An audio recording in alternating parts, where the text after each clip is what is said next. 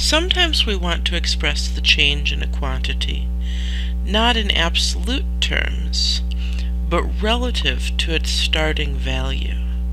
And to do this, we use the percent change. Note, the percent change is the change expressed as a percent always of the starting value. That is, the starting value is always the base.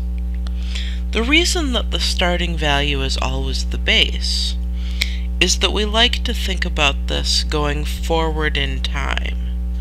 So we like to think that maybe what we know is where we start and how we're changing.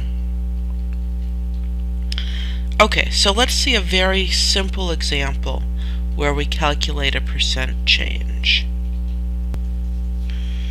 Say a quantity goes from 25 to 30, and we'd like to say, what is the percent change?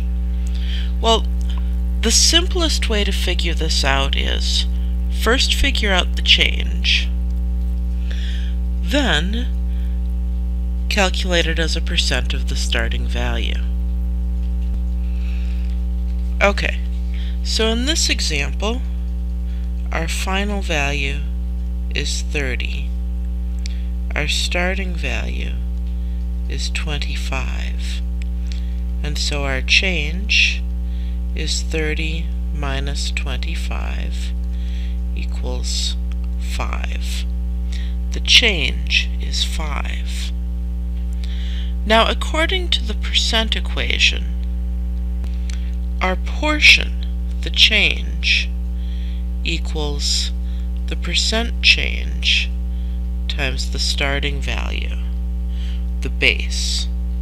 So in our example, the change, 5, equals the percent change times the starting value, 25. To find out what P is, we'll multiply both sides by 1/25.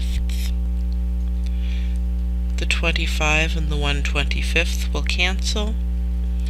1/25 times 5, that's 5/25, which, let's see,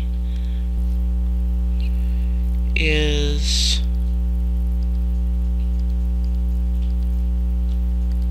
0.2. Now to convert that to a percent, we multiply it by 100, right?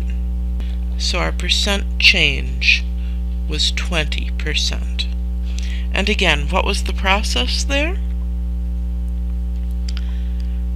First, we figured out the change, then we calculated the change as a percent of the starting amount.